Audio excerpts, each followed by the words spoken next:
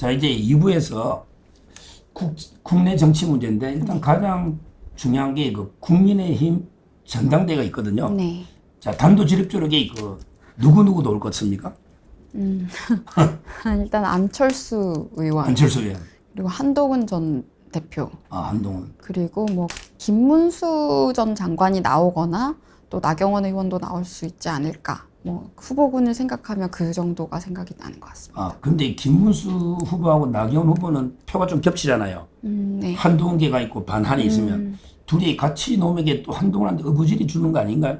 사실 어부지리를 이야기하려면 안철수 의원님이 나오신다면 또 한동훈 후보가 어부지리를 가지고 갈 수도 있겠다는 생각이 듭니다. 근데 안철수는 네. 계엄도 찬성하고 탄핵도 찬성했으니까 네. 그런데 그 한동훈 표를 좀 뺏어갈 수도 안철수 입장에서는 그쪽으로 이게 그 탄핵 찬성이니까 저는 그렇게 보는데 하여튼 이 나경원 지금 후보를 잘 아시잖아요. 네. 소통도 많이 하고 네. 아직은 이게 반반입니까? 저도 지금 제가 출마 의사를 말씀을 드리는 것은 곤란하지만 출마를 해야 한다면 하지 않을 이유는 없다고 생각은 하시는 것 같고요.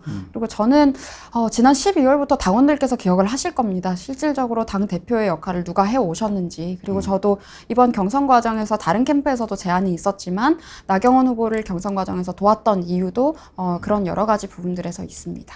예. 가장 변수는 저는 한동훈 보거든요. 네. 한동훈에 대해서는 이제 그 김종인은 나가면 나가가 대봤자 지방선거 참패하면 또 곤란하니까 나가지 않는 게 좋겠다고 하는 사람도 있고 네. 또 이제 이준석 대표는 나와라, 놓을 거다, 놓으면 김문수 이길 수 있다 뭐 이렇게 보는데 네. 일단 한동훈 후보가 넣으면 나올 건지 안 나올 건지 넣으면 이긴다. 어떻게 보십니까? 정말 한동훈에 대해서. 사실 한동훈이라는 인물이 본인이 직접 어려운 상황에서 뭘 얻어본 경험이 없습니다. 처음에 비대위원장도 윤석열 대통령이 사실상 이렇게 임명하듯이 해서 된 것이었고, 그리고 그 전에 법무부 장관도 뭐 임명직으로 했었던 것이고, 그다음에 이제 전당대회에서 당대표에 선출되었다고는 하지만 그때 또한 윤석열 정부에 대한 정체성을 팔아서 당선이 사실상 됐었던 상황이죠. 그러니까 본인에게 불리한 상황에 선거에 나와본 경험이 없는 사람인데, 만약에 이번 전당대회를 피한다면 저는 또 불리한 상황이라고 생각해서 피하는 것 같다라고 말씀을 드리겠고, 뭐 지방선거 참패를 할 것을 뭐 미리 예측을 하고 그런 것들에 대한 책임을 회피하기 위해서 안 나오겠다라고 한다면 그냥 이 사람은 영원히 정치를 안 해도 괜찮을 것 같습니다. 네, 알지도 못하는 결과를 미리 아는 것처럼 얘기하는데 그 이유가 책임 회피를 위해서 당대표 전당대회에 나오지 않겠다라고 한다면 책임 회피가 목적인 사람은 정치하면 안 된다고 생각하기 때문에 그냥 이번 전당대회에 출마하지 않는다면 그냥 그대로 계속 정치를 하지 않으시거나 탈당을 하는 방향이 좋지 않을까라는 생각이 들고요. 그래서 저는 더 이상 우리가 이 인물에 대해서 왜 자꾸 비중을 두고 이야기를 해야 하는가, 특히 젊은 층의 반감을 좀 말씀을 드리겠습니다. 이분이 지금 탄핵 정국에서도 라이브 방송하면서 음식 먹거나 아니면 잘 연주하지 못한 악기 억지로 잘 연주하는 척하거나 이런 장면들 많이 보여주셨는데, 네, 그러면서 굉장히 젊은 층에 어필이 되는 것처럼 얘기했지만 굉장히 역한 거부감이 든다는 반응을 제가 많이 받았습니다. 저는 정치권 바깥에 있는 저희 또래들 그리고 후배 세대들과 소통을 좀 많이 하는 편인데 단 한 명도 좋아하는 사람이 없습니다. 이건 제가 확언을 드릴 수가 있는데 단 한 명도 좋아하는 사람 보지 못했고 그분들의 성향이 뭐 정치에 거의 관심이 없는 직종을 가진 분들도 있는데도 한동훈이라는 사람에 대해서 이야기를 한다면 굉장한 거부감, 그게 이제 본능적인 거부감이 있는 것인데, 이게 이분이 73년생이라고 젊은 척을 하셨지만 사실 73년생은 지금 50대시잖아요. 예. 이제 53세 나이, 이제 53세 나이는 사실 어린 나이가 아닌데 그런 식으로 이야기를 하면서 지금 90년대생들과 00년대생들이 향유하고 있는 문화를 계속 본인이 빼앗아 가려고 하듯이 행동을 하고 있고, 마치 지금 본인이 20대인 척하면서 정체성을 도둑질하려는 모습처럼 보여서 이런 부분들이 굉장히 좀 역한 반감을 일으키고 있다라고 말씀을 드리겠고요. 그리고 여러 가지 외모에 대해서 과도하게 치장하는 부분, 이런 것들은 특히 상식을 원하고 그리고 사실관계, 팩트에 민감한 저희 세대들이 바라는 방향성과도 굉장히 반대로 가고 있는 것 같다. 그러니까 과거 안희정과 굉장히 닮아 있다는 말씀들을 많이 들었습니다.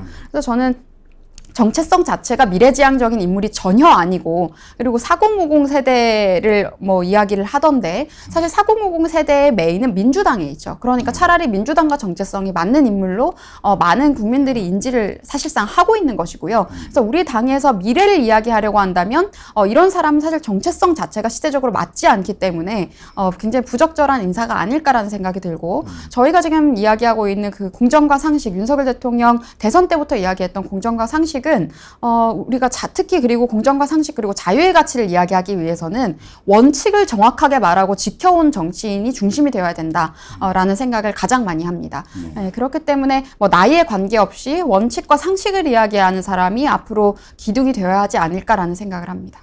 지금 이제 그 김용태 비대위원장은 좀 젊잖아요. 네. 이준석 대표는 이게 밖에서 막 훈수를 뚜가지고 야 김용태 나가라. 네. 나가서 네가 당 개혁 그 5대 방안 있잖아요. 네. 직접 당원 설명해라. 이러고 있는데 뭐 넣을지 안 넣을지 제가 물어보니까 한 반반 정도 고민하고 있어요. 네. 그 김용태 위원장에 대해서 청년들의 그 평가는 어떻습니까? 객관적으로? 사실 이제 정치권 바깥, 여의도 바깥의 청년들을 이야기를 드리면 잘 모릅니다. 아니, 누군지 일단 사실은 잘 모르고 선거 중에 비대위원장이 되셨기 때문에 이제 기간도 좀 짧았다 보니까 비대위원장으로 인지하는 경우도 딱히 많지는 않아요. 그래서 아직 인지도 면에 있어서는 전국 단위에서는 굉장히 좀 떨어지지 않는가. 물론 여의도에서는 있겠지만 이제 좀 일반적인 국민을 기준으로 생각했을 때 인지도는 좀 떨어지는 편이다. 하지만 5가지 5대 개혁안을 제가 모두 다 동의하는 것은 아닙니다만은 했던 말 중에 제가 공감했었던 것이 선거에서 이긴 정당처럼 한다라는 그 비판만큼은 저는 공감이 됐거든요. 지금 대선에서 졌는데도 마치 이긴 정당처럼 다음 당권을 누가 가지고 갈 것인가를 선거가 끝나기 전부터 많은 분들이 이야기하고 계산하는 걸 저도 봤기 때문에 그런 부분에 있어서의 지적은 합당했다라는 생각이 들고요. 그래서 저도 차라리 젊은 인물을 누군가를 내세운다면 이제 비대위원장을 했기 때문에 김용태 비대위원장의 입장에서도 한번 출마를 고려할 수도 있겠다라는 생각은 저도 해봤습니다. 다만 그 5대 개혁안 내용 중에 제가 공감할 수 없었던 부분은 윤석열 대통령에 대해서 자꾸 고깃덩이처럼 자꾸 소비하는 게 있어요. 그런 식으로 희생시킨다고 해서 미래지향적으로 보이지 않습니다. 이미 윤석열 대통령은 본인께서 직접 탈당까지 하신 상황이고 탄핵에 지금 인용이 된 상황이잖아요. 그리고 그런 어려움을 겪고 있는 사람을 계속해서 마치 우리가 어떠한 가해자 취급하면서 우리 당에서 소비해도 될 사람처럼 이야기를 하는 것은 매우 부적절하다고 생각이 들고, 지금 미래를 이야기한다고 하면서 과거를 이야기하는 거거든요. 그거는. 그래서 저는 앞으로를 이야기하겠다고 한다면 2026년의 선거와 28년의 선거에 초점을 맞춘 이야기를 해야 될 것이다. 지금 아직까지도 자꾸 윤석열 대통령을 희생시킨다면은 그때 가서도 이 얘기만 할 수도 있는 거거든요. 그래서 저는 이런 이야기들은 개혁에 포함될 수 있는 내용은 전혀 아니라고 생각합니다. 그래서 앞으로 당대표 후보 누가 나오든지 이 부분에 대해서는 개선을 해야 될 것 같다라고 말씀을 드리겠습니다. 저도 이제 뭐 쿠제 윤 대통령 탄핵 당론 이미 지난 거잖아요. 네네. 지금 와서 이게 무야를 한다. 또는 이게 뭐 당무감사를 해가 후보 교체를 한다. 이런 과거잖아요. 네. 저도 뭐 문제 있다 보고.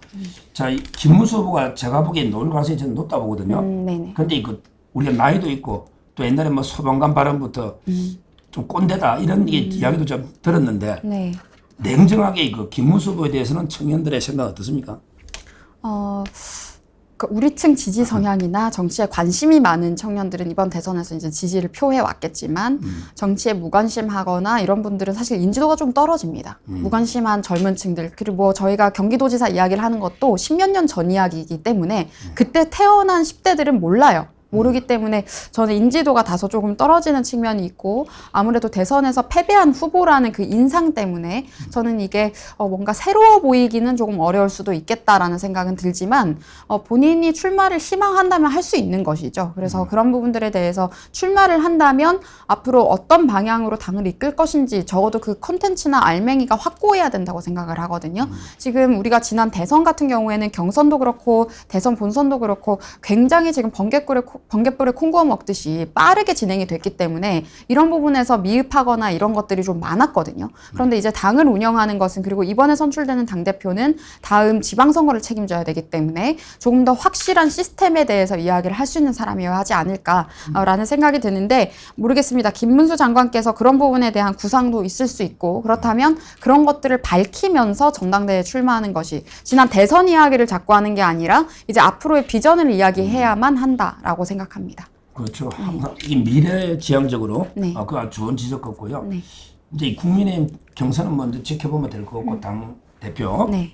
지금 외부에서 이제 그 이준석 개혁신당 대표 네. 거기에 계속 훈수도 뜨고 막 계획도 하고 하는데 근데 본인도 그 대선 과정의 토론 때 왜 이재명의 장남 이동호 네. 발언을 소개하면서 지금 상당히 그 제명 청원이 60만 원 육박할 정도거든요. 네. 지금 이준석에 대해서 이번 대선 지지가 한 8%대 놓잖아요. 네. 좀 이제 청년들의 인식이 좀 바뀌었습니까? 뭐 그대로입니까? 어떻습니까? 이준석에 대해서는 이준석 지금 대표인가요? 이준석 의원에 네, 의원이죠. 네, 이준석 의원에 대해서는 일단 인지도 면에서는 젊은 정치인 중에 압도적입니다. 가장 압도적인 것은 사실이고, 그게 뭐 부정적이든 긍정적이든 인지도는 압도적이고, 다만 이번 대선 과정에서의 발언은 본인이 한 발언이 아니잖아요. 그러니까 이게 저희 세대가 다른 세대와 좀 다른 면이 9000년대생들은 팩트에 민감하다. 사실관계에 민감한데 이 사실관계는 이준석 대표가 누군가를 향해서 한 말이 아니고 이재명의 아들이 한 말을 인용한 것인데 특히 일부 언론 그리고 민주당 성향의 언론이나 민주당에서는 마치 이걸 이준석 후보가 누군가를 향해서 한 말처럼 하지 않았습니까? 그래서 이런 부분들에 대한 반감이 좀 있었던 것 같고요. 그리고 이번에 전국적으로는 8%대가 나오긴 했습니다만은 다른 지역구 어떤 특정 지역구 같은 경우에는 10% 가까이 나온 지역들도 있었습니다. 그렇기 때문에 실망도 많이 하고 미운 면도 많은 사람이라고 인지는 하고 있지만 결국 전국적으로는 8, 9%대의 지지는 계속 받고 있는 것이고 그리고 그 지지율에서 좀 젊은 세대가 아무래도 좀 더 많이 차지하고 있는 것으로 인식은 됩니다. 저도 김문수 후보의 선거 유세 이제 다른 지역구나 이럴 때 지원 유세를 좀 다녔었는데 그렇게 하면서 지나가면서 우연히 이준석 후보의 서울역 유세를 본 적이 있었는데 그 인파들이 상대적으로 젊은 사람들이 좀 많기는 했었거든요. 젊은 남성들이 좀 많이 보이기는 했었기 때문에 아무래도 이게 긍정적 이미지든 부정적 이미지든 인지도가 높으면 정치인에게 또 그게 포인트가 되지 않습니까? 그래서 인지도 면에서는 여전히 젊은 정치인 중에서 이준석 의원이 압도적이기는 하다. 그런데 이분도 마찬가지로 지금 개혁신당의 운영에 있어서 여러 가지 잡음과 트러블들이 있지 않았습니까? 근데 그런 부분들에 대해서 잘 조율을 했느냐라고 물어본다면 여러 가지 논란의 여지들도 있는 것이고 그리고 지금 개혁신당 소속으로 자꾸 국민의힘 전당대회 후보가 누가 나왔으면 좋겠고 나와야 한다라고 이야기하는 것이 적절한가에 대한 비판도 받을 수도 있다고 생각합니다. 네. 지금은 이제 그 청년 이야기 놓으니까 혹시 이게 이번에 국민의힘에 네. 전당대회 청년 최고 하나 들어가잖아요. 네. 혹시 이게 뭐 누가 논다 이런 소문이 좀 있습니까? 청년들 사이에? 딱히 저는 많은 것은 들어보지는 못했는데 한동훈계가 나온다면 한동훈계로는 우재준 의원이 또 나오지 않겠느냐. 우재준은 제 네. 대구의 고향 지역구 네. 계열인데 네, 그래서 국민 추천으로 들어왔는데 뭐 진짜 추천 받은지 저는 김상욱이하고 똑같은 사람으로 보는데. 네, 그렇게 지금 청년 당원들에게 인지가 되어 있는데 또 이제 지난번에 진종호 의원이 만 45세의 나이로 나왔었던 것처럼 이번에 또 88년생이더라고요. 그래서 우재준 의원이 아마 한동훈계로는 청년 최고로 나오지 않겠냐 이런 추측들은 있는 것 같습니다. 혹시 대변인님은 청년으로 나올 가능성 계획이 없습니까? 저도 조금 고려를 이제 전당대회 출마는 고려는 하고 있는데 그래요? 네, 그게 어떤 방식이 될지든 그리고 이번에 출마하는 게 맞는지는 저도 계속 좀 생각을 해봐야 될 것 같습니다. 근데 청년으로 나오려면 이분이 딱 적기잖아요. 94년생입니까? 네, 그래서 지금 이게 적기죠. 네, 만 30세여서 제가 이제 2030의 중간값의 나이이기는 한데 어떤 방식이 좋을지 조금 고민을 해봐야 될 것 같습니다. 나오시면 저희 서정TV에서 적극 네, 밀어드리겠습니다. 감사합니다. 지금 끝으로 지금 뭐 혁신위를 구성하자부터 네, 지금 국민의힘이 상당히 위기는 맞아요. 네, 어떻게든 이게 변화하고 황골 탈 때 혁신 안 하면 진짜 이게 위험하거든요. 네, 그래서 이제 그 송원석 원내대표도 혁신위를 구성한다 하는데 네. 과연 이게 당이 앞으로 이게 어떤 방향으로 혁신되고 어떻게 변해야 된다. 마지막으로 이게 어떻게 국민의힘 개혁해야 된다. 한번 총평을 해주시오. 지금 국민의힘이라는 정당이 시스템이 너무 없다라는 생각이 저는 많이 들었습니다. 회사로 치면 당연히 대기업처럼 돌아갈 줄 알았는데 아무런 체계 없이 돌아가고 있는 게 아니냐라는 지적을 너무 많이 받았거든요. 이게 선거 과정에서도 그랬고 당이 운영되는 모습이나 여론 대응하는 것도 민주당에 비해서 볼 때는 그런 체계가 너무 없어 보인다. 그래서 송원석 원내대표 같은 경우에는 특히 정책을 많이 하셨던 분이고 기재위원장도 하셨고 지금 민주당이 정말 잘못하고 있는 그런 경제정책이나 이런 부분들을 지적을 오랫동안 해오신 분입니다. 그래서 저는 원내에서는 이런 정책적인 부분에 있어서 날카롭게 파고들어서 국민들께 이런 부분들을 제대로 알리는 것이 아주 중요해 보이고요. 그리고 차기 이제 뭔가 지도부가 구성이 된다거나 그리고 혁신을 하는 방향을 제안을 한다면 말씀드렸던 것처럼 운영 자체의 체계가 필요하다라는 것들을 꼭 말씀을 드리고 싶고 기강이 저는 중요하다고 생각하는데 이게 나이에 의한 위계 서열이 기강이 아닙니다. 그런 것은 기강이 아니고요. 그게 아니라 가치를 중심으로 원칙에 따라서 운영되는 것이 기강이라고 생각을 하는데 우리 당이 지향해야 할 가치는 아주 확고하지 않겠습니까? 자유민주주의와 자유시장 경제의 두 가치인 것이고 우리가 이야기하는 자유의 가치와 보수의 가치를 이야기를 해야 맞는 것인데 계속해서 PC주의라거나 굉장히 좌파적인 그런 성향의 이야기를 하는 사람들에게 핵심제를 준다거나 이런 사람들에게 혁신을 할 권한을 준다거나 이렇게 해서는 절대로 우리가 바라는 지금 필요한 변화를 이룰 수 없다. 따라서 저는 기본으로 돌아가야 된다고 생각합니다. 원칙을 바로 세워서 그걸 통해서 당의 기강을 바로잡고 시스템을 재정비하는 과정들이 좀 필요하다. 특히 당의 기구 같은 경우에도 그냥 어떤 위원회가 가령 있다고 한다면 그냥 그 위원회만 그러니까 명함만 나누어주는 위원회가 있어서는 안 되잖아요. 그런 식으로 하지 말고 역할을 명확하게 부여하고 성과를 보고를 받고 이런 체계들도 좀 저는 마련할 필요성이 있어 보입니다. 네. 뭐 저도 이게 100% 동감하고 네. 하여튼 이번에 출마하시면 네. 다시 한번 이게 또 초대해서 네. 말씀 드리도록 하겠습니다. 감사합니다. 네, 감사합니다. 감사합니다. 네.